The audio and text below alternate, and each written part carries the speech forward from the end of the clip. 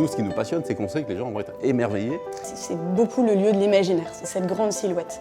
Les Grands Moulins de Paris ont une importance énorme dans la métropole lilloise. Il y a une sorte de fascination sur ce bâtiment parce qu'il est iconique. C'est le projet le plus attendu de la métropole de Lille.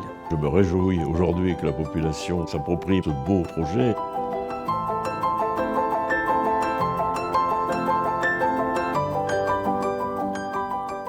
Ce qui nous a passionnés depuis le départ, c'est que bien sûr c'est un bâtiment très emblématique, très visible du grand paysage, mais à l'inverse, ça va être le point de départ de la reconstitution de tout un quartier. Hein. Et l'enjeu des Grands Moulins, c'est un enjeu urbain absolument évident, parce que ça va être on est en train de recréer un morceau de vie, un morceau de ville, de raccrocher deux morceaux de la ville de Marquette. Il y a le cœur de ville, la mairie, l'église, les petits commerces de proximité. Il y a le canal, il y a une zone industrielle qui s'est développée au fur et à mesure du temps en bordure de canal. Et puis il y a un autre quartier avec son école maternelle, avec ses habitants, mais qui sont carrément dissociés. Donc ce projet des Grands Moulins est avant tout quasiment un projet urbain.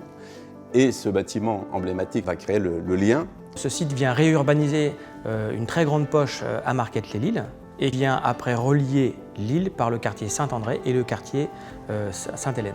En tout cas, pour la ville de Marquette, ça va être le déclenchement de tout un aménagement de ce secteur près de la Deule qui va prendre bien évidemment beaucoup d'ampleur.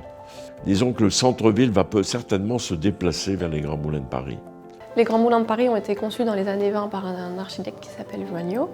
Ils ont été construits de 1921 à 1923 dans une architecture régionaliste, qu'on appelle néo-flamande, donc qui reprennent vraiment les caractéristiques de l'architecture de la région, à savoir les pas de moineaux, les pignons, les matériaux de briques, mais également l'ardoise pour les couvertures et le bois pour les menuiseries. Ça a été vraiment les deux choses qui nous ont inspirés, c'est sa matérialité, la brique, et la conservation de ses ouvertures. Il y a une atmosphère, il y a une ambiance particulière par ce monument historique. C'est quand même un des derniers châteaux de l'industrie. Il y a une âme particulière. On rentre en tant que piéton par la séquence d'entrée de l'ancienne usine, donc avec le poste de gardiennage, les bureaux, et on rentre et on est face à cette façade qui est splendide, des dimensions hors normes et surtout percée d'immenses ouvertures sur quasiment toute la surface. Donc il y a un effet waouh qui est assez saisissant. Il est visible de tous. Et donc c'était important pour nous que les bâtiments neufs ne nuisent pas à sa visibilité et qu'au contraire, les bâtiments neufs puissent mettre en valeur le bâtiment historique. Donc on a cherché à créer des nouvelles perspectives, à cadrer sur des points très symboliques. On aura globalement 8 typologies de logements, mais qui seront variables les uns et les autres. Dans les ateliers, on va plutôt jouer sur des logements de plein pied, proches du loft ou de la maison, avec son propre petit jardin. Et pour aller à la plus grande, on a des très beaux appartements, où là on va avoir du type 4, ou alors on a un superbe logement dans la tour de l'horloge, où là on est sur 2 niveaux avec la vue tout autour. On bénéficiera de grandes ouvertures qui permettront d'apporter beaucoup de lumière et de clarté dans les logements. Il y a des parties beffrois qui vont nous permettre d'avoir, les gens qui habiteront en haut vont avoir des vues extraordinaires. Surtout que face au projet, il y a un jardin archéologique qui sera sanctuarisé à vie. Donc franchement, habiter à l'eau, ça va être magique parce qu'on va avoir des vues lointaines extraordinaires. Il y a un élément très fort qui connecte les bâtiments entre eux, c'est la naissance d'un parc au centre du projet. Pour nous, c'est l'élément unificateur. On a imaginé ce parc en s'inspirant des 3 époques fortes des Grands Moulins de Paris.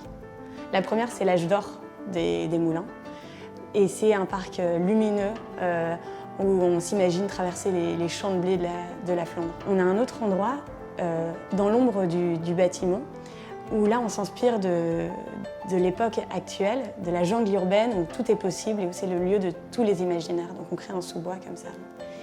Et la troisième époque, c'est ce grand parc qui s'ouvre vers la Deule et vers la métropole, qui, lui, devient la carte postale de la métropole de Lille et qui est l'endroit le plus public, le plus partagé.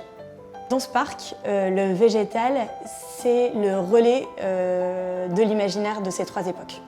Il y a beaucoup d'ambition sur ce site et il y a tout pour réussir parce qu'on a une proximité à Lille, on a la Deule.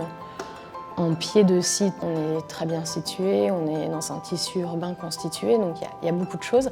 C'est l'emblème, c'est un monument, c'est un repère quand nous passons sur le bord de la rocade, lorsqu'on se promène sur la Deule. C'est quand même très, très important, on est à la proximité de l'île et ça se vend très très bien et très très vite.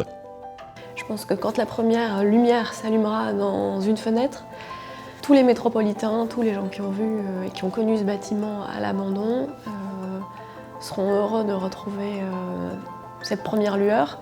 Le Moulin de Paris sera mon bâton de maréchal, c'est-à-dire que j'aurais fait les mandats que j'ai faits, j'aurais fait ce que j'ai pu, avec les moyens qui étaient les nôtres.